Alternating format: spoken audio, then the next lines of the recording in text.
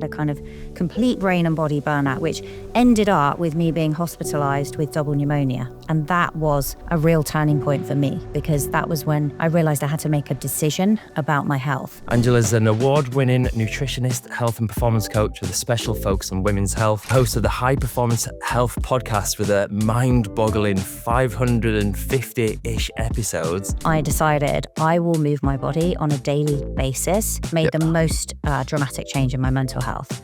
And it really is, I think, one of the best longevity tools that we have. It's one of the most important things. And to start at any age, literally start at any age. Measuring your omega-3 index, and it should be between %. A lot of people are well below that, especially if they're not eating once a week.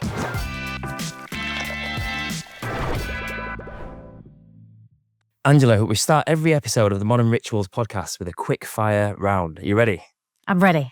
Okay. Ice bath or hot bath? Hot bath. Okay. Full fat or skimmed milk? Full fat. Okay. Watching the sunrise or the sunset? This is a really hard one because I love both. I would say sunset because I could be more consistent, because the sunrise in the UK certainly is like all over the place. Sometimes it's 4 a.m, sometimes it's 8 a.m. God, yeah, it's so hard in the summer. Breakfast or morning fast? Breakfast. And finally, what's the biggest mistake people make about diet? I think it's obsessing over kind of small details and not getting the fundamentals right, which we'll probably talk about in a bit. Okay, we will definitely talk about that. So Angela Foster, welcome to the podcast. So Angela's an award-winning nutritionist, health and performance coach with a special focus on women's health. And you're the host of the High Performance Health podcast with a mind-boggling 550-ish episodes. And you recently shared you have a biological age 20 years younger than your actual age, which you put down to 7 daily habits. Now, can't wait to dive into what those habits are. That's perfect fodder for this podcast. But first of all, do you want to explain how on earth you jumped from your career as a corporate lawyer to a high performance coach? Okay, so when I was practicing corporate law, it was insane deals. It was such a busy time, and I was pulling all-nighters regularly, weekends of work. And I think I don't know about you, Alex, but in my 20s, I just felt like completely invincible, like I could handle anything. It was like so different. And I think as women, actually, we have way more hormonal resilience at that point. Although quietly in the background, I had these things going on that I later found out about. So I had PCOS and endometriosis. So inflammation was building up. But then so that was a bit of a challenge actually when I came to have my children. And then when I had my kids, I was 8 months pregnant with my first child, when I made partnership. So that was all kind of really mental. And then I had 3 kids in 4.5 years, 3 C-sections, like really challenging births, 3 reflux babies, and struggled with postnatal depression each time. And then eventually that turned into major depressive disorder. And I had a kind of complete brain and body burnout, would be how I described it, which ended up with me being hospitalized with double pneumonia. And that was a real turning point for me, because that was when I realized I had to make a decision about my health. And I think I'd been struggling so much with my mental health at this point that I just kind of wanted a way out from the thoughts in my head. I'd kind of created this prison in my own mind. And it was after the kids came to see me in hospital that I just felt this overwhelming sense of love, but also responsibility to my young children. And I realized I'm going to have to sort myself out. And so I very fortunately recovered from that. And it was after that I embarked on this journey to optimize my health, and then completely retrained. And then, started working with women, realized that there were so many women that needed help, just because of the way that modern life is set up. And then launched my podcast in 2019, and it's kind of all gone from there. Wow, what a story. Before diving into all of that, so there's probably a lot of people listening who are going through that right now. And I know it's pretty horrendous. So what would you say to any women who are listening, who are new mothers or kind of, whatever phase of parenthood, and who are going through some kind of bout of depression at the minute, struggling with it? I think the biggest thing I would say is to be kind and compassionate to yourself. That was the thing I really struggled with. I was in such a dark place at the time, and really beating myself up, and just feeling this sense of worthlessness that I think comes with depression that's really, really challenging. And I would say that anyone that's going through it, it can get better with the right support and the right help. But it really does start with you loving you, with you being compassionate. I remember being recommended books and things by my therapist on this because I just wasn't like that with myself. I think I'd been held to such high standards as a corporate lawyer, and naturally perfectionist in nature, and holding myself to those standards. And when you're not having enough sleep and you're struggling and your hormones are all over the place, it's really, really challenging. And I think you just need to give yourself a break. And you're now a high performance coach. Is that what you call it? What Yeah, is a high high performance performance coach? health. So it's kind of Okay. through the lens of health, because what I found was when I went on this journey was initially when I came out of hospital and I really focused on my health, I'd kind of lived in these two worlds. So one as a corporate lawyer where I really optimized for performance, but then my health took a major hit. And then I had this period of time where I wasn't working. I was fully focused on my family and my health. And what I realized was I wanted to try and find a way of bringing these two worlds together. And when I looked deeply at it, what I realized was actually, athletes kind of, some athletes, not necessarily all, but model this really for us, is that health is the foundation of sustained high performance and longevity. And so what I found is that if you optimize your health, so you optimize for longevity, you will in turn then see better performance. Exactly. And that's the point of this podcast is, so we're getting on people like you who are from the experts from the health and performance side, but then we're also getting on the athletes. So it's been really interesting having on people like Laird Hamilton, who's like the world's best surfer, and Dane Kelly Holmes, who's a runner, sprinter. Some really interesting people in the sports side, and hearing how they actually translate all of this to their lives and their routines and how important their routines are to them. Like Laird Hamilton, I think said his daily routine is everything to him. So it's Mm. so important. And they optimize recovery, right, in a way that we don't in Mm. corporate, in the world of corporate. I think that was often neglected. The most interesting thing that I learned from Laird Hamilton's podcast was that he said he doesn't treat recovery training as just recovery training when he needs to recover. So he builds recovery training into all of his training. So he doesn't just get an injury, or he doesn't just burn out and then recovery train, and then when he's recovered, stop it. He keeps it going forever, and it's also a prevention for him. So Mm. it's just So big important. change. Yeah. Okay. Yeah. Amazing. So what I really want to dive into is your longevity 7. So you shared 7 daily habits that helped you reverse your biological age. And apparently now your biological age is 20 years younger than your chronological age. So first of all, like, how do you know that your biological age is 20 years younger? What does that mean? So there's multiple ways that you can test it, right? And some Yeah. of these tests I think have more science and I would say more accuracy behind them than Mm. others. Yep. Mine, that one actually that you're referring to there was done with a company called Glycanage, which really Oh, yeah. measure inflammation and the immune system. But then I've also looked at it through the lens of my VO2 max, looking at my body composition, looking at blood biomarkers. So using a variety of different metrics, my bone density, all of these things matter, right? Comparing, you can do a DEXA where you look at your DEXA bone density to see how do you compare to an average 25-year-old. So there's multiple metrics. I would say that if out of the 7, right, the very first one that I have found has been so fundamental and I think is a lever that we can all use is movement. So that's movement throughout the day and also scheduled physical exercise. That has Mm. made a massive difference as well to my mental health stability. Like the time that I decided I will move my body on a daily basis, and Mhm. then it's just choosing what type of movement I'm going to do, made Yep. the most dramatic change in my mental health. And it Okay. really is, I think, one of the best longevity tools that we have. So 2 sides. So lots of movement throughout the day, and then also scheduled training of some kind. So maybe on the first one, moving throughout the day. So what do you do? It's very easy. I find it so easy just to sit at your laptop working all Mm. day, and then 4 hours have passed. You're like, oh my God, I've not even moved. And then by the time I stand up from my desk, I have to like spend 30 seconds just trying to loosen off and remember how to use my joints. And so how do you remember, and what do you do through the day to keep moving? Yeah, and that's a really interesting point, right? Because Mm. actually, like now, as we're speaking, I used to do all my Yeah. podcast standing, Yeah. and now that I have this camera set up that doesn't move quite so well, I'm Mm. seated, but I'm on a stool that basically is like obviously is circular at the top because it's a stool, but then it has a circular bottom, so you're having Yep. to balance all the time. And I would say, in terms Mm. of like achiness and just spinal health, that's made a big difference because you're engaging your core all the time. Yep. But simple things like setting a reminder to get up and do, say, for example, some body weight squats.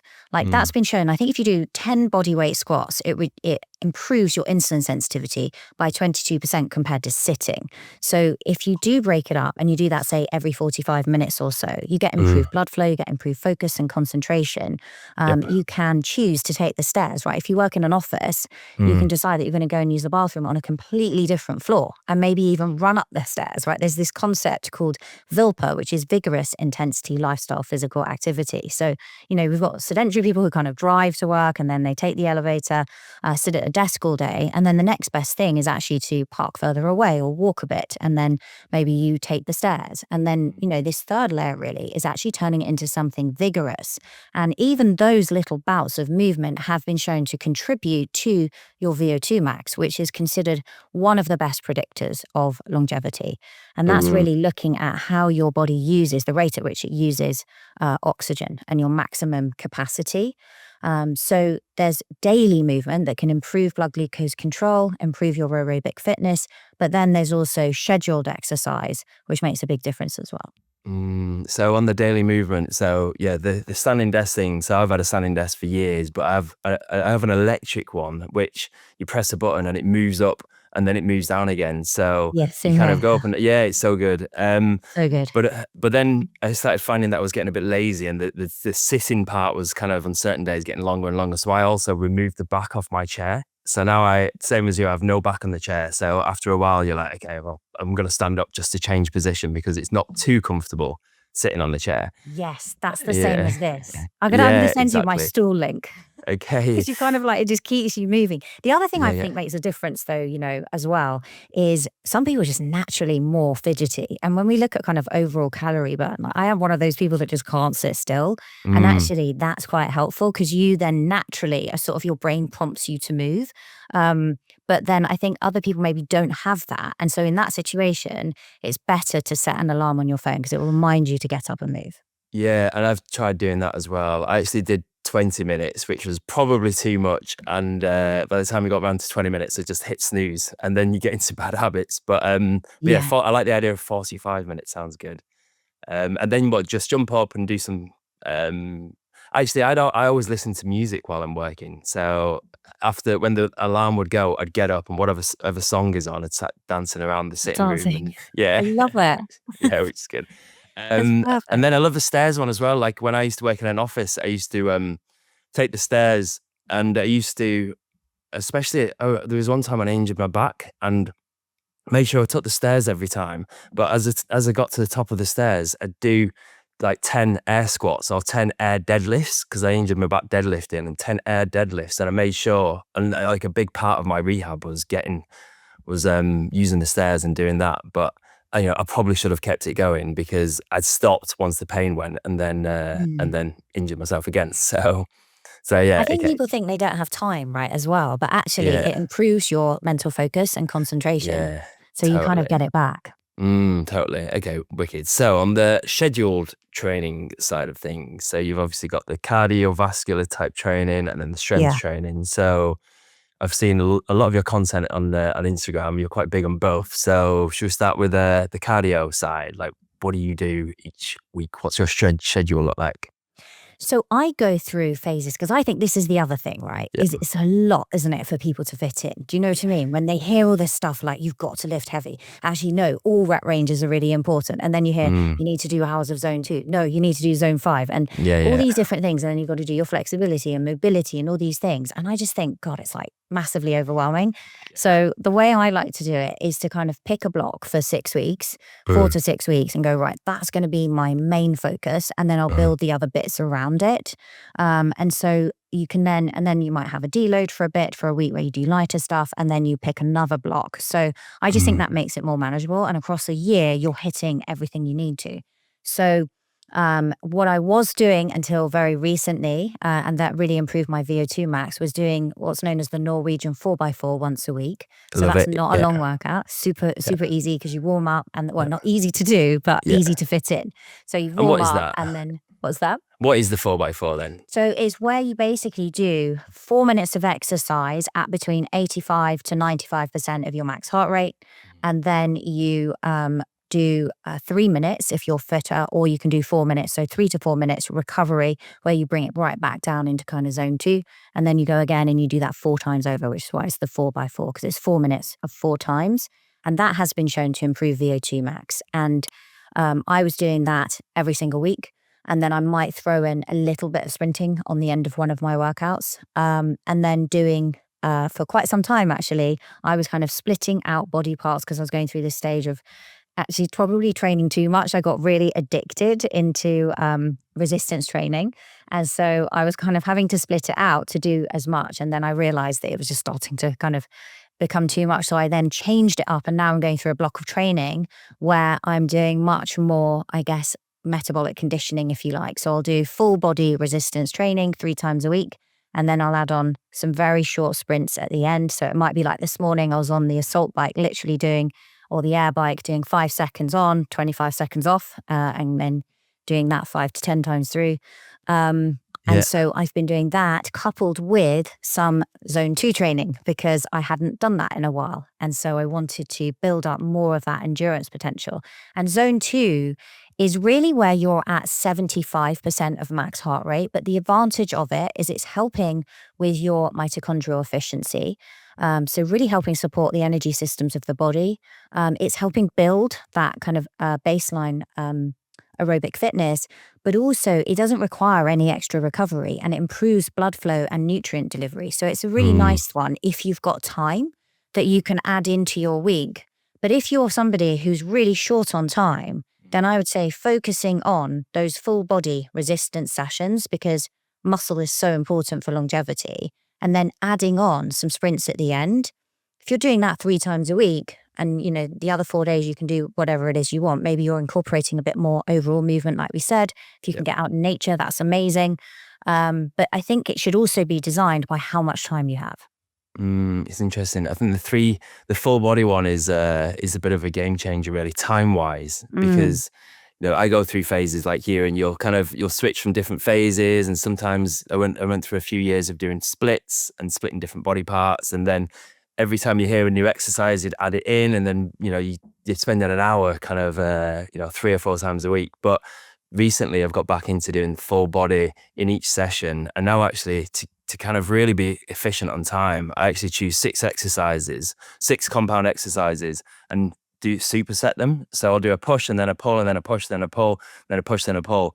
But I do one after the other, and then I'll rest for a couple of minutes and do the same one after the other, rest for a couple of minutes and do the same again. And it literally takes half an hour, and it's just so easy to fit in.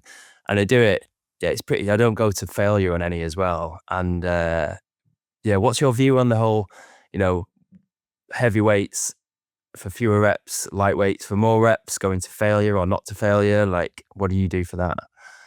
I'm the same as you. I don't tend to go to failure. I tend to stop around what we call 1 to 2 reps in reserve. So I'm getting really close, and that's been shown to be enough to provide the stimulus you need.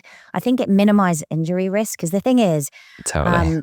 there's this catabolic crisis of muscle loss, right, that's been studied, which basically shows that when we look at losing strength and muscle, we tend to lose strength faster than we do muscle mass.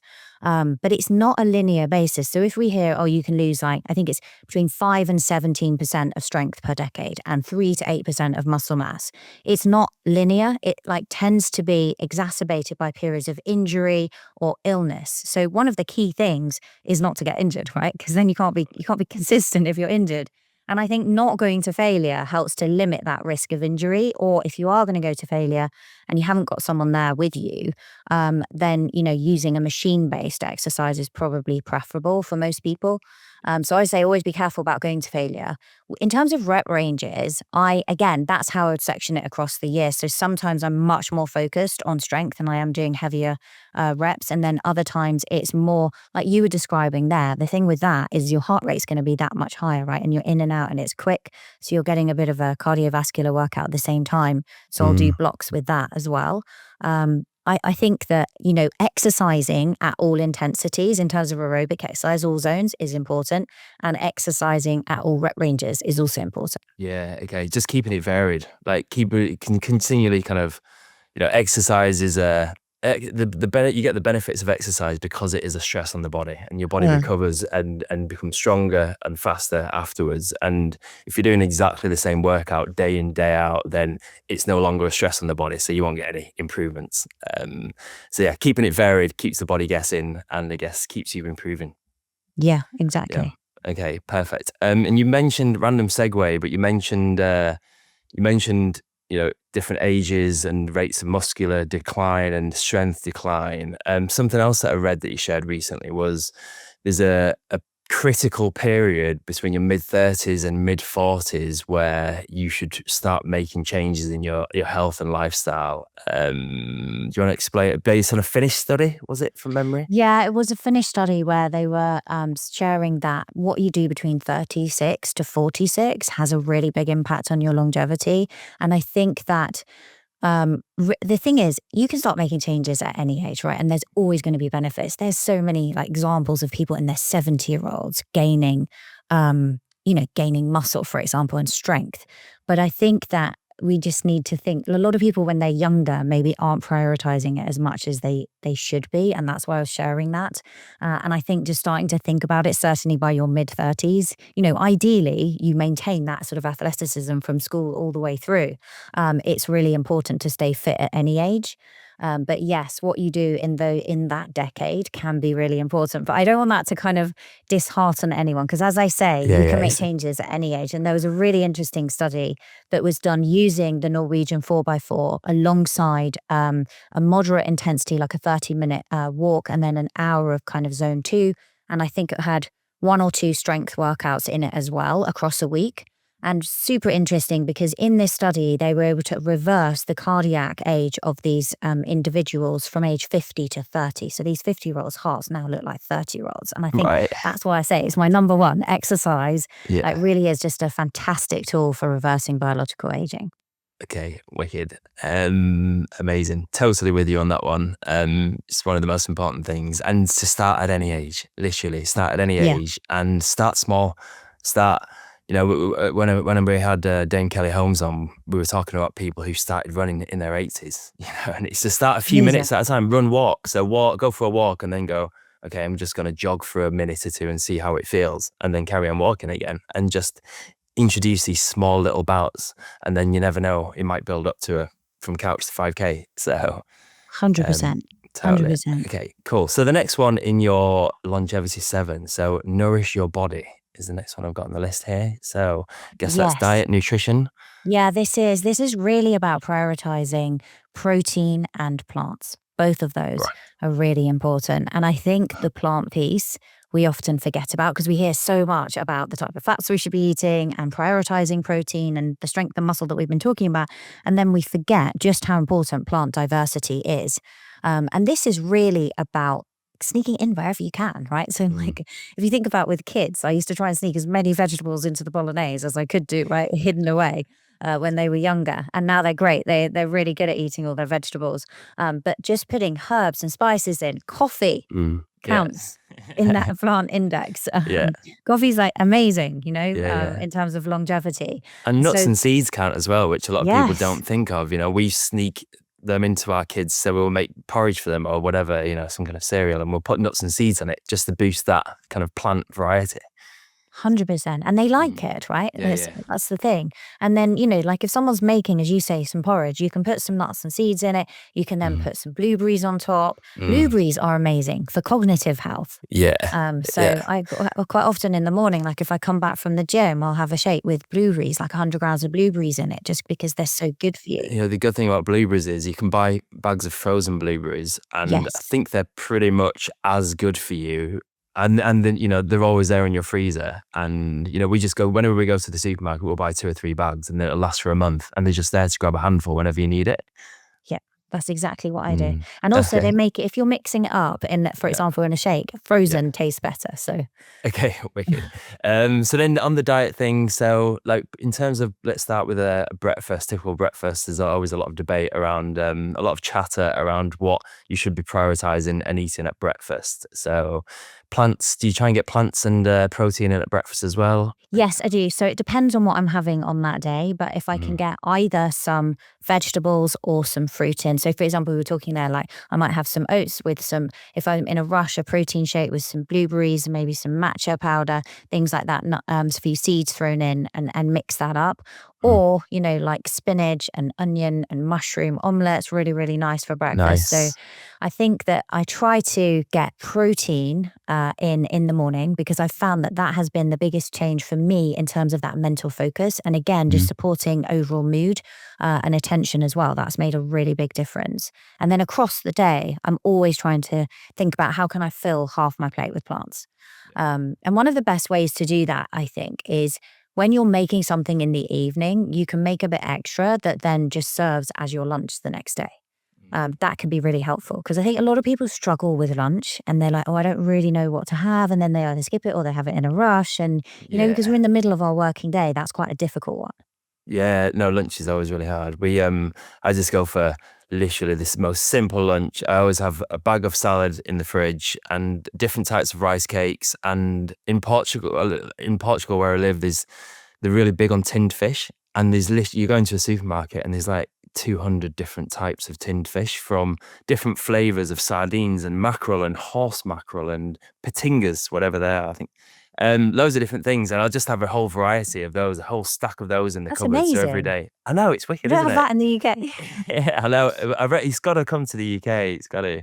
And then Yeah. loads of cheeses. They're really big on queijo fresco, which is like fresh cheese here, which you never really saw. And you get it from the deli counter, and it's like big blocks of fresh cheeses and things. And so yeah, it's so just grab a whole load of that for lunch and chuck it on the plate. And then there's no cooking. You know, it's just really quick, really simple. Then I can get back Mm. to work. So.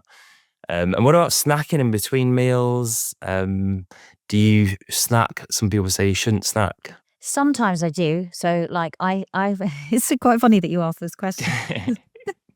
Whenever I look at, I'm just going to say, whenever I look at my trackers, right, most things, not Aura always overestimates what I should eat. But I think because I am quite a fidgety, Yeah. it does that. But I'm always told to eat less. And whenever I go, like I've recently had a DEXA done and they were trying to tell me that what my resting metabolic rate was. And obviously you've got to add calories on top of that. But they were like, stay within this. And I never measure my calories, but I know that I eat way more than that. And there was no way I could stay within it. So yes is the answer. I do snack. Quite often I'll have, like a really nice snack is that total Greek yogurt, because that's quite high in protein. And then I'll add some berries and some almonds or some walnuts, things like Full that fat. with it. Full Sorry? fat. Do you get the full fat Greek yogurt? I like the 2% 5%, of that 2%. one, just Okay. because Yeah. the other one's actually really, really creamy. Do you know what I mean? But yeah, I'm not a big advocate of low fat. I think try and have food. You were asking me the question at the beginning, full fat or low fat? Yeah, full fat mostly, but that one's Okay. particularly creamy. Mm, But I think that this is very individual. It's quite interesting because when I was speaking to Dr. Volta-Longo, who's kind of studied obviously fasting in detail, he was explaining that skipping breakfast and the 16-8 fast actually is linked to gallstones, but also increased cardiovascular risk, and that it wasn't a right. good idea. And we don't fully understand the mechanism for it, but he thinks it Mm. may be to do with this rise when you're doing the 16-8 fast in LDL cholesterol. So it was quite interesting listening to what he Interesting. has to say. So he's very much advocating this 12-hour overnight period Mm. and then eating within 12 hours. And if you were going to skip any meal, it wasn't ideal to skip one, but you would skip lunch. That would be the preferable from a longevity perspective. That was quite interesting. And so do you do any of the 12 and 12? Do you try and have a long overnight fast? I do try to do 12 hours. Sometimes it can be more difficult for me because I've got 3 kids and they do Yeah, quite a lot of sport, and so I'm running around, and so it's not yeah. always possible to eat our evening meal as early as I would like, basically because I'm doing kind of gymnastics and football and Tell me netball about it. runs. I have You're doing the same? 2 kids, and they do different sports, so they do different clubs. So they each have something every night, pretty much. So Yes. yeah, it's And it changes, right? nonstop. Because there's Yeah, yeah, there's like what's perfect for yeah, yeah. longevity and health or advisable, and then there's real life, right? And you've got to adapt it. So I do. And the other thing is I train early in the morning because that's the time I can fit it in. And I don't like to leave too long after training before I eat. Yeah, So yeah. yeah, sometimes it's more like 10 or 11 hours, but mostly, yeah, at least 10 to 12, I'd say. Yeah, yeah. The training in the morning, I think, is that's maybe that slightly different debate. That's whether you should train in the morning or the afternoon or evening. I feel like you've posted something about this before. Like, is there a better time for people to train, or is it better just to fit it around your schedule? I think the best time is gonna be when you're consistently doing it, Yeah, and for exactly. Yeah. me, like, the only time I'm gonna be consistent with it is in the morning, so if it isn't like, if I haven't done it by 4 o'clock, it's not gonna happen because my energy just goes off, but I'm quite an early morning person, and I think everyone's different. I do think that keeping it away from bedtime, you don't really want to be, like, raising your body temperature within the last 4 hours or so before you go to bed, so I think that in an ideal world, you wouldn't work out in the evening, but again, if the only choice is that you're going to go and work out after work, then you should do that rather than not work out at all. Yeah. But maybe you just find a way of kind of cooling and calming yourself a bit more afterwards. Um, what I think we were talking about there is, and there isn't really confirmed research on this, but it looks like there may be some benefits. For example, if you're exercising in the morning when insulin's low, that if people are trying to manage things like visceral fat, that it's easier to kind of pull from that in that lower insulin state. And I think that there don't seem to be differences in terms of performance in faster training between men and women. But I do think with women, there's always this risk of low energy availability. And so if you're then like getting up early, working out in the morning, you're fasted, and then you come back. And this was me previously, where I would then like have a list of things to do. So I'd be getting ready, then I'd be getting the kids ready. I didn't have time for breakfast. And then I'd go and do the school run. And then it was like walk my dogs for an hour. And then you get to eat something. I think that's just, unnecessarily raising cortisol and putting extra strain on your body, and also then quite difficult to get the number of calories in that you need to really fuel for that training and your life. Mm. So I think it's all very individual, and you need to find what suits you. But just be mindful of the fact that you need to recover in order to get the performance benefits. I'm just going to interrupt today's podcast to say if you're enjoying the conversation today, subscribe to our email newsletter. So we send out a weekly email sharing the breakdown of the latest podcast episode that comes out every Tuesday. And then every Sunday, me and my wife and co-founder Kirsty send an email newsletter out. I think we're up to edition 200 now. We've been sending it out every week, every Sunday for the last 3 years. And we literally keep our finger on the health and wellness pulse. We share the latest research, the latest trends, hacks, science, and more. So head to excelcoffee.com and subscribe to our email newsletter, or click the link in the show notes. Right, back to the show. I think the training is the most important thing in all of this, and the fact that you are doing the training is more important than whether it's fasted training or whether you need to eat something before. It's just like whatever makes the training doable and something you can consistently do forever. That's the time you should do it. That's the amount of food you should have before or after doing it. Like I used to be really strict. I trained did an Ironman, I did a lot of ultra marathons, and all of my runs in the morning were fasted. And I was really adamant that I really wanted to train fasted and do like 2 or 3 hour runs without eating anything, because I really wanted to tap into my fat burning abilities. And then after a while, it just started making me feel really bad. And now, I do kind of run fasted if I feel okay, or if I want some food, or maybe have a few dates before I go out or something or whatever. But just make sure you do the training, make sure you do the strength training and the cardio training, and then in whatever state or time you need to do it to make it just comfortable and a habit you can adopt. So it's more important you 100%. adopt the habit, I think. Yeah, I agree. And I think also what you were saying there, right? If you're doing really long training, then you may need to fuel before. Do you know what I mean? I'm talking about somebody Mm, who is waking up and doing, like, I'll do a relatively short workout, 30 to 45 minutes, and I'm kind of yeah. in and out.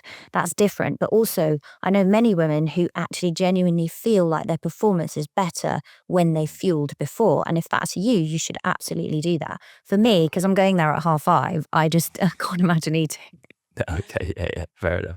Do you have a cup of coffee before you go? I do have coffee. I take that with me. Yeah, I do have caffeine. Yeah, okay, nice. Okay, so the next one in your longevity 7 is calm inflammation with healthy fats. So what's your take on that? So I think calming inflammation is one of the most important things, but I think Mm, that inflammation comes from really eating a lot of ultra processed foods or having too high sugar intake, for example, also being too stressed all of the time and not taking that recovery. One of the things that I think's really interesting when we look at inflammation is looking at omega 3s and the research that's been done on that. I interviewed Dr. Bill Harris, who's an expert in this area. He spent 30 years studying it. And he talks about measuring your omega 3 index to see, yeah. and it should be between 8 and 12%. A lot of people are well below that, especially if they're not eating oily fish once a week. And so, particularly, he noticed that people who have, like we were just talking, a high training load or athletes are often well below that. They're at like 4%. So, you can measure it really easily. There's a very affordable test that Omega Quant do to measure that. But broadly speaking, he was saying that most people need 1,500 milligrams of EPA and DHA a day. And Interesting. so, bearing in mind that your omega 3 supplement, you've got to then look at it and see how much of that is EPA and DHA. DHA is really important for the brain and eye health. EPA is really good for calming inflammation. And so, either having some oily fish or having an omega 3 supplement, and then having other healthy fats, like you were saying earlier, right? This is an easy one in terms of nuts and seeds and olive oil and things like that, Mm. avocados that are really good for you. I noticed the skin benefits when you're eating lots of healthy fats as well. Right. On the omega 3s, randomly, I was researching this yesterday for myself because I have some kind of autoimmune arthritis, rheumatoid arthritis, most likely. And I was researching so I actually saw my rheumatologist a few days ago, and they did an ultrasound of my fingers and saw fluid on every one of my knuckles, quite a lot of fluid. So then I went down this rabbit hole researching how to reduce that fluid. And one of the big things actually was the omega 3s and having quite a high dose of omega 3s. I think some of the research said like 2.7 grams a day, which is a lot. And then I looked at the omega 3 supplement so I have been taking omega 3 every day, and I looked at it, but it was like 0.6 grams that I've been taking. So Right. way off what, I should be taking for my condition. But even for an average person, you say is more like 1.2. So I'd say everyone people might think, oh, I'm taking an omega 3 already, but check what type of omegas, whether it's EPA or DHA, and also the quantity, because it's Yeah. probably not enough. So, Exactly. And even higher because that's like 1,500 milligrams of EPA and DHA.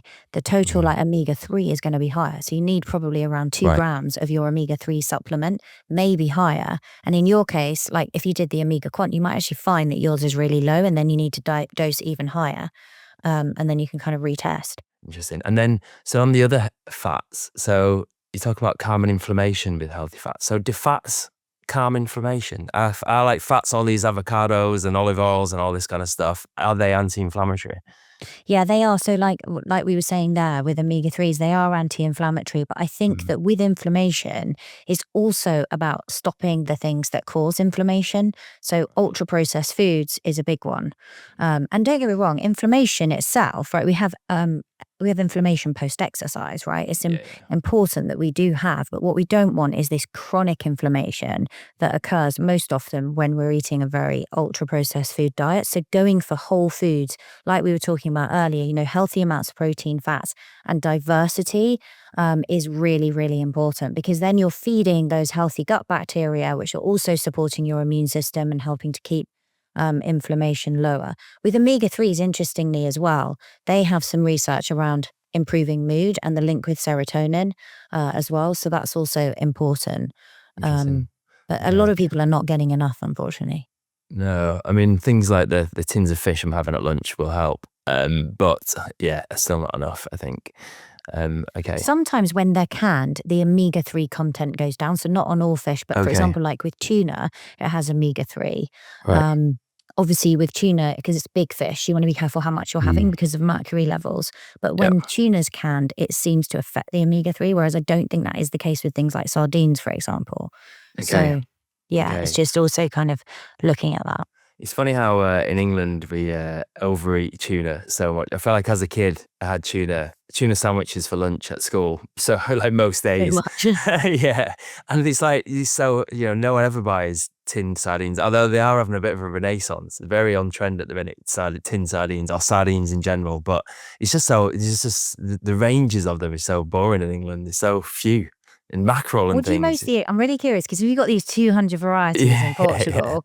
Like, what are the fish that you're eating the most of? Or what's popular out there? You know what? There's the first thing to choose between is whether it's in olive oil or like sunflower oil or something. So most of them are in sunflower oil. So that rules out about 3/4 of them because I'll only eat the ones in olive oil.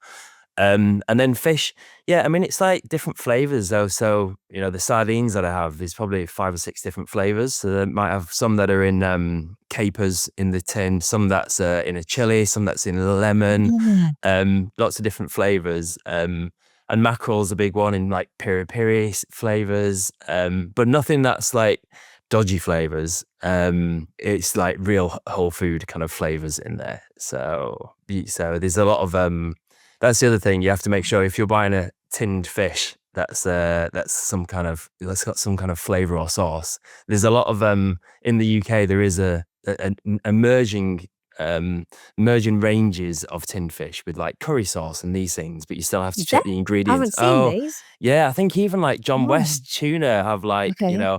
they have all these random ones and different flavors like. But you still have to check because some of them have like lists of like 50 dodgy ingredients. So like to stick with the really quite pure, non-ultra processed ones. Yeah, for sure. But yeah, okay, cool. So that's one rabbit hole. So let's get back to this longevity 7. So the next one, prioritize consistent sleep. So so that's interesting. Consistent sleep as opposed to the length of sleep. So let's talk about that first. So there's been lots of research around how much sleep do we need in terms of total sleep, and it seems to come back time and time again that it's around 7.5 hours for most people. But what's really interesting is the research around sleep and wake times and just how important that is. Because when you look at the circadian clock, our body does certain things at certain times, and it gets these cues from that circadian rhythm. When your blood pressure is a bit higher, when it's lower, when you release certain hormones like melatonin, for example, in the evening, or cortisol in the morning. You want a really nice, robust early morning cortisol response because that's what helps you get up and get going. And so our bodies love routine.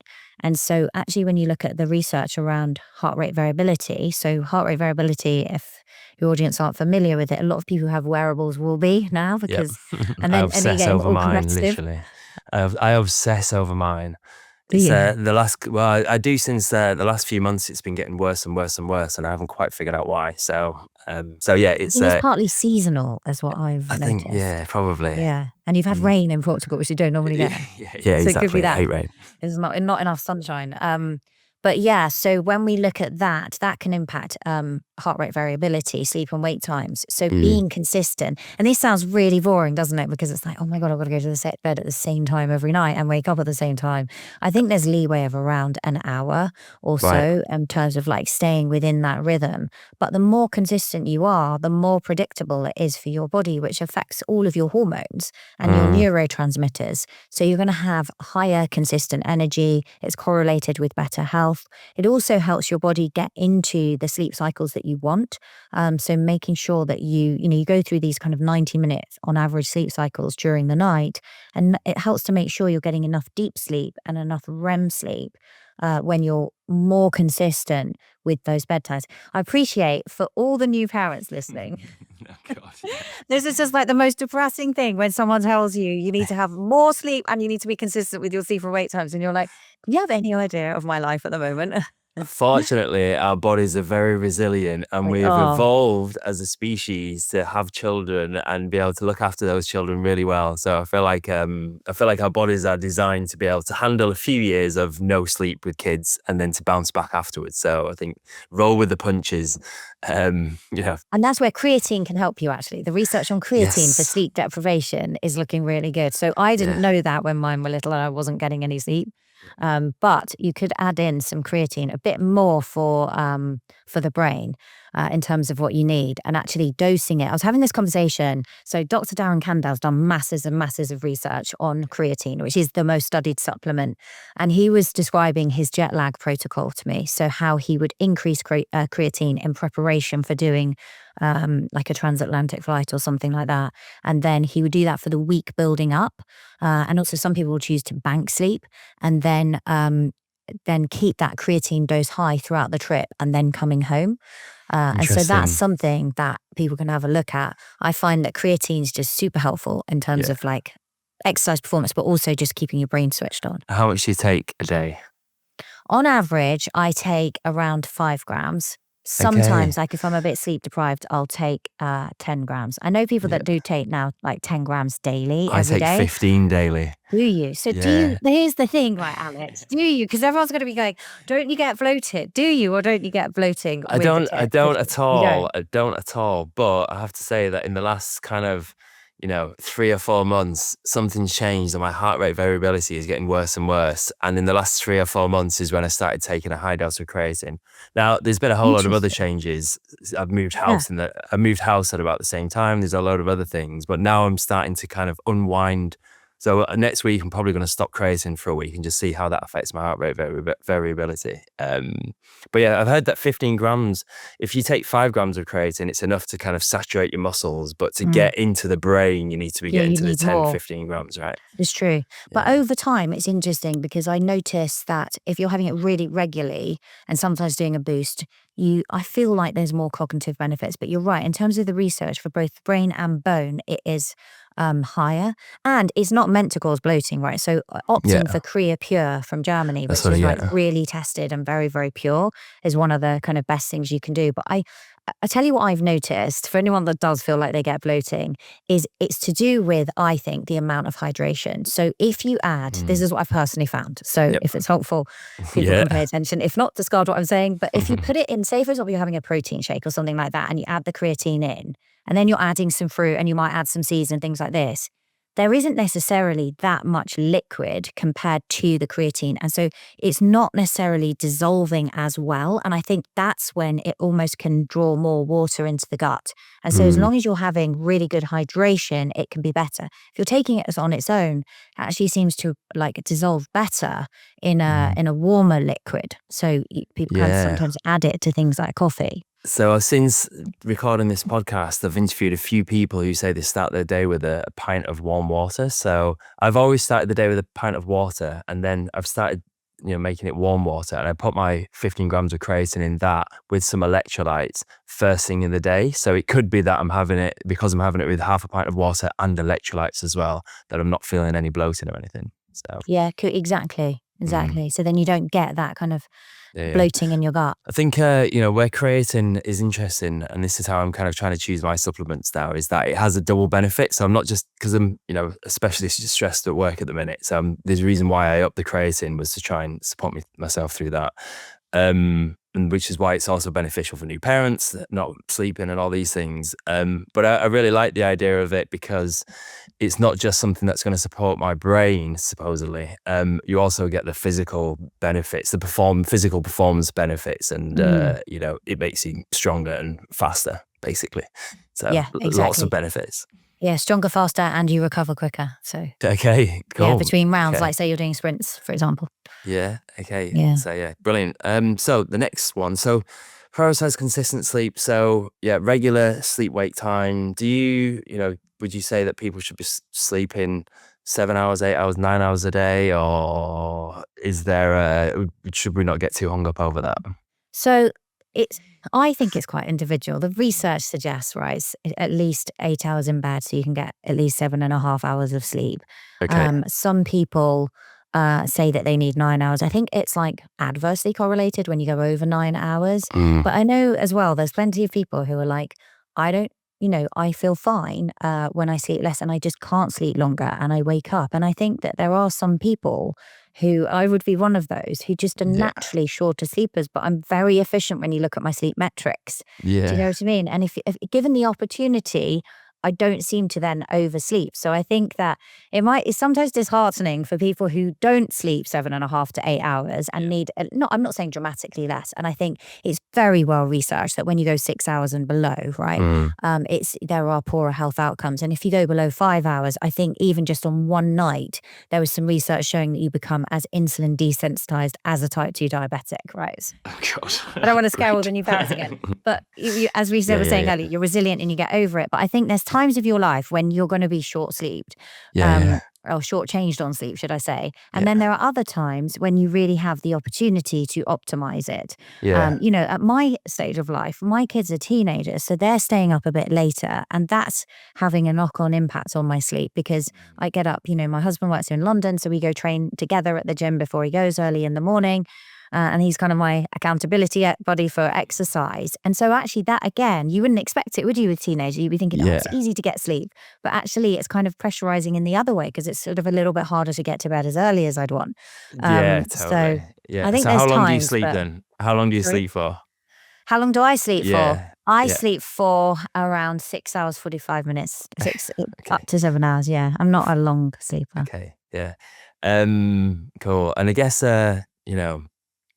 there's always going to be times when you stay up late and you're not going to get as much sleep as is optimal. But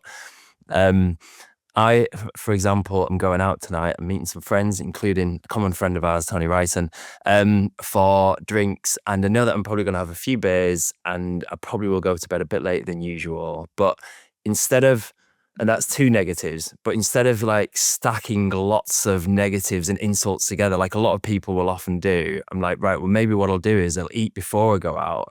So I'm not going out tonight, having a massive meal, having some beers, going to bed late, and then you've got all of these things together, then going to bed with a full stomach as well. So I know at least I'll be going to bed.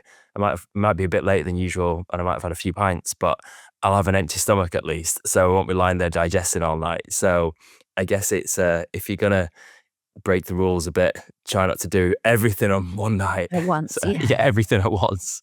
Go out for a massive meal, have loads of drinks, dessert, bread Yeah. basket at the beginning.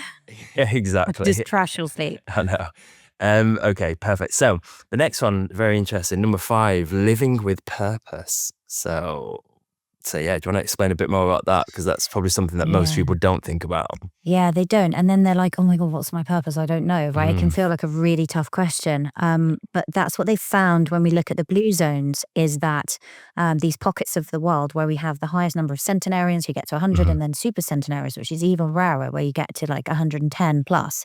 Right. And they have a sense of purpose. And I think there, when you look at it, they are very integrated in terms of their dynamic, their sort of family structure, right? So grandparents right the way down to grandchildren, whereas we've become in sort of the Western world quite fragmented, and we don't necessarily even see family as much. And so I think with purpose, it's about working out what that sense of purpose is for you, big or small. It could be like spending time with your loved ones. That's really the thing that is a priority for you and gives you that sense of purpose and fulfillment. But looking for it, maybe it's like doing some art. Maybe it's something that you've totally neglected, right? That you used to do, your younger self, before you became a parent. Maybe it is that you have some kind of mission-driven business, like my mission really is to support women. And I think that gives me that sense of purpose every day. But finding something, no matter how big or small that is, makes such a difference. And again, it makes a difference for mental health as well. Yeah, and it doesn't have to be some mega purpose, a No. mission. It can be caring for your family and raising Exactly. 2 or 3 awesome kids. So that's as good a purpose as 100%. any other, literally. And Um, even, like living life with intention, like on purpose each mm, day, just being mindful in the moment gives you that yeah. sense of purpose. You're just like being true to what's going on around you is Mm. amazing. I totally agree. It doesn't have to be a big thing.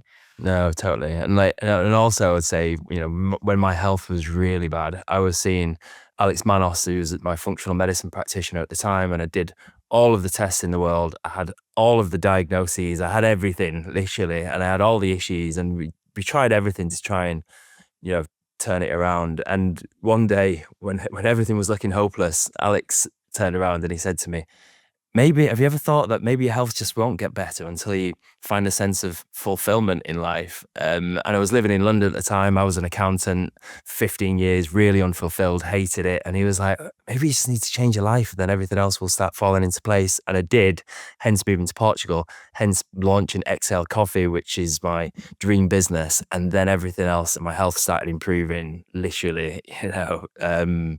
So don't underestimate how big a role it plays in health, I think I'd say to people. Do you know, it's So, such an incredible story, and like it's very similar to my own, because when I was in hospital and I was when I had the pneumonia and I was really, really struggling with my mental health, I'd lost that. I'd got to this point where I just wanted to turn the thoughts off, and so you kind of think about taking your own life at that point because you just almost can't live inside your head anymore. And it was a really challenging time for me, and I'd got to the point where I thought my kids would be better off without me. And then when I was hospitalized with pneumonia, they thought they would end up having to intubate me. I didn't know that at the time. But when I was in the hospital, I was told I was neutropenic. My white blood cell count was so low. I had viral and bacterial pneumonia over both lungs.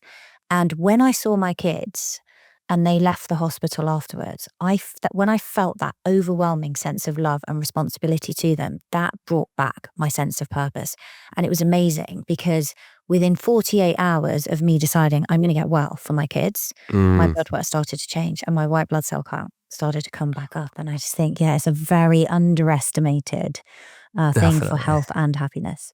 Yeah, definitely. And yeah, I mean, so similar to my story. They've got, yeah, the hairs on the back of my hand raised. Listening, yeah, it's so similar. Okay, so the next one in the list is nurturing your connections. The next of your longevity 7. So nurturing connections. I mean, you mentioned blue zones before, but you know, living in Portugal, I see it here more than ever. You know, you get people back in England, old people. You just in London, you just don't see any old people out and about. Like if everyone's they just stay at home, and it's got to be the worst thing for you. But then down in the Mediterranean, you just walk down the street and just like, you know, everyone's still out and about. Older people just socializing and the sense of community. And I think actually, I think Spain's just been awarded the, you know, the happiest country on earth or something, you know, which I think is probably because of that social connection is so strong. But yeah, maybe do you want to explain your take on all of that? Yeah, I think as you say, right, from the blue zones, it's so important, Mm. and we see this in you know, more so in some countries than others. But your relationship with yourself and your relationship with others is fundamental to your health. And it doesn't mean that you've got to have. It's not about having like so many friends. Do you know what I mean? You've got hundreds of them. It's about relationships that really fill you up, and just thinking about those friendships and relationships that you have, and whether they are in fact beneficial to you, and spending time with the people that you want to, and even having a relationship, right? If you're someone who's going through something at the moment where you're living on your own, just developing that sense of self-love, like we were saying earlier, and that compassion and that relationship with yourself, I think is really, really important. And if you believe in something bigger than ourselves, you know, nurturing that, I think, is also really important. In terms of family dynamics, it's really difficult, as you know, in a busy household, especially when the kids are all doing sport, to come together. And one of the things that we do is to, you know, meet up at the dinner table every single night and talk about our day, and just, there's no phones allowed. We're just talking, and the kids, I think that's my happiest moments, is when I just see my kids mucking around and Totally. laughing together and generally taking the piss out of me Yeah, and yeah, my yeah. husband. No, totally. It's always good fun. Yeah, So yeah, I think just finding time for that, yeah, yeah, because that, you know, at the end of our lives, that's going to be the thing that was important when we yeah, yeah. reflect back. I think finding time and making the effort, and it just takes one person to make the effort. And like we, you know, as I said before, it's rained non-stop for a month in Portugal, and we're talking heavy rain, gale force winds, to the point where you can't even leave the house, really, like literally. I'm looking out on our garden now, and the garden furniture has just been blown all across the garden, and it's happened so many times, so Why? many days consecutively. We just leave it now. We're like, okay. But then, so everyone's struggling. We've had a month of just being trapped indoors, but you know, we have a little swimming club, and we met on the beach this morning, and it was hailing, absolutely peeing down, and then we drove down to the beach. We're like, right, let's go anyway. And someone said, "Mad dog's an Englishman," I think is the saying. And we turned up at the beach, and then the sun came out. And we went down to the beach, and there was only maybe 10 of us who made it out of like 30 who normally go. And we all had a dip in the sea, and there was big crazy waves, so we couldn't do our normal swim. We just had a dip in the sea. But just everyone was like, "Oh, I'm so happy I actually made the effort." And it's so easy not to make the effort. But a little bit of effort just goes such a long way with these things. So huge. And being outside, right, out in nature as well, makes a massive difference. So there you go. So that brings us on to your seventh one, connect with nature. Yeah. I just think this one I just don't think you can overestimate it. I think it's so important.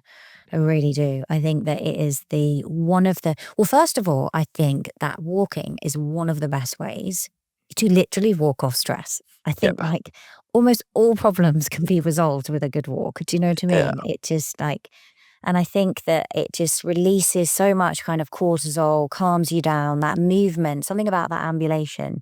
It's really good for your brain health. You're taking in so many different things. But if you can do it, if you're living in a city, it's a bit harder. Maybe you can find a park. But if you can, just getting outside into nature makes such a difference, even right down to like the trees releasing, I think it's called phytoncides they release, right? Which are really good for helping like natural killer cells and things like that in our bodies. Like we have this communication that we're not even aware of that's going on. The Japanese call it forest bathing. And when you're breathing in and you're in something like a forest, right, it helps to with nitric oxide and lowering your blood pressure. Like there are just so many benefits. Like being out with my dogs, just, looking at what they do. Like there's a whole world going on that I'm not a part of that they know because they've got this incredible sense of smell, and they're just stopping and pausing and like noticing things and opportunities to like look at the, the sunrise or the sunset, listening to the birds. I think birds sing when it's safe, and just the birds have come back recently in the UK, and it's just beautiful because you go outside and you're like, wow, that's just magical, and it's instantly calming, I think. So yeah, being in nature has been shown to improve longevity, but it's just also a beautiful thing.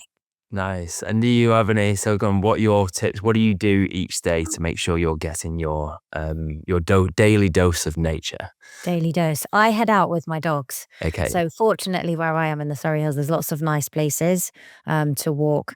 But, even if, for example, there are days like, say, I'm going out to London, I'm, got a commute in, I will still walk as much as I can. So if it can't be in nature, just getting outside, I think is so important. The benefits of light, we were talking about circadian rhythm. Light is such an important part of that.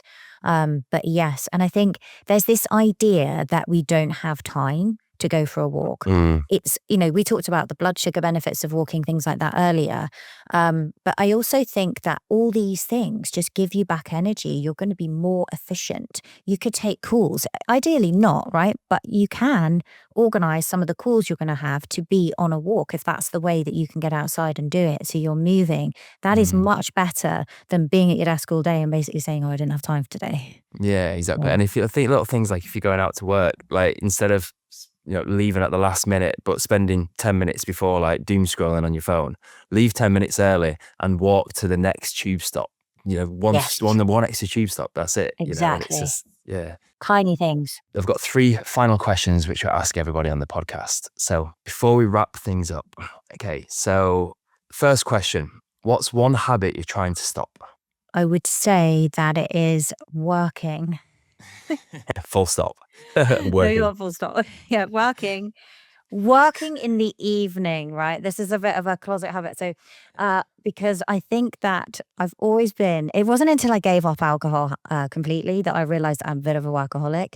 And so, yeah, I'm trying to set a very firm cutoff that's earlier than it currently is. Okay. So it's not that I don't have a cutoff, I do, but an earlier cutoff for work, because I think that when your business kind of operates all around the world, right? It's easy to be on. You would know this, right? Yeah. At all times. Yeah. And so, yeah, that's one habit I'm trying to stop is to bring that, or should I say, bring it earlier. And then would you also do you watch TV in the evening, and then do you stop watching TV at a certain point before bed? I don't watch that much TV Okay. because Generally, I don't have that much time in the evenings, maybe a bit Yeah. at the weekends. But sometimes I do. I actually find that if I stop and sit down and watch TV, I actually get better sleep metrics, to be honest, than I do if I've been just full on busy, Yeah, running the yeah, kids around, coming back, doing the laundry, loading the dishwasher, and then yeah. haven't stopped. So yeah, I've also like reading fiction in bed is Mm, also a really good thing I found for definitely, yeah, improving sleep. yeah, yeah. I'm terrible at that. I've, yeah, well, all of those things. But I bought a book recently, and I was like, right, I'm going to start trying to read before bed and see if that helps my HRV. The book I bought was a book on marketing by the CMO of Meta, and it definitely is the wrong book to help me switch off from work. It's not the right I choice. learned that you can't read anything Mm. that's to do with work at night or Yeah, you yeah. just don't sleep as Fiction. It's got to well. be It's fiction. got to be Okay. fiction, 100%. Okay. Okay. Brilliant. So, second question. What's the most overrated piece of health advice? I don't know if it's so overrated, but I definitely think it probably is overrated. It's definitely overdone. I would say that so many people will default to what supplements can I take? Right. That's almost Yeah. like Yeah. just the straight thing. Well, what can I like? I haven't already got the Mm. best energy. What supplement can I take? Mm. Or I want to do this. What supplement? And I think that getting the lifestyle, the fundamentals that we've been spoken about, which pretty much all of them, maybe you need some exercise equipment, are free, Yeah. is so much more important. So I would say probably excessive supplementation. No, That's it's not to fair say they're enough. not Yeah. good. Yeah. I take them, but Yeah. Yeah. Yeah. Exactly. strategic is the No, art. get get the basics right, and then kind of Yes. supplements can plug the gaps. Definitely. Okay. Last question. Give us one habit that you think those listening should do to add to their daily life tomorrow. So someone who doesn't do most of the stuff we've talked about. So what things should they go and what change should they make tomorrow? What's the one new habit that they should start? I would say to get outside. Okay. In the sunshine. There's not always sunshine. In the clouds, in the rain, just to commit that you're going to get outside on a daily basis and go for a really short walk, I think is a massive like needle mover in terms of your health. Amazing. Thank you so much for coming on the podcast. I feel like we've covered so much today. What a broad range of topics. But yeah, thanks a lot for coming on the podcast. Is there anything that you specifically want to plug, or where can people find you before you go? Anything you want to shout out? Thank you, Alex. I just want to say, yeah, thanks for having me on. It's been like really super fun conversation. Yeah. I've really enjoyed this. I would say that if you want to connect with me, I'm pretty active, as you know, on Instagram, which is Angela S. Foster.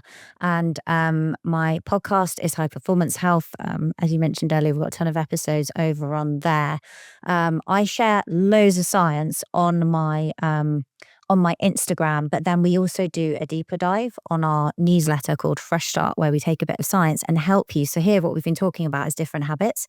And basically every single Sunday, we treat it as a fresh start and we share some science and then a new habit for the week. So I can give you a link in the show notes if you want a link to that and people want to go there and sign up. Wicked. Yes, please. Brilliant. Okay, amazing. Thank you so much, Angela. See you later. Thank you.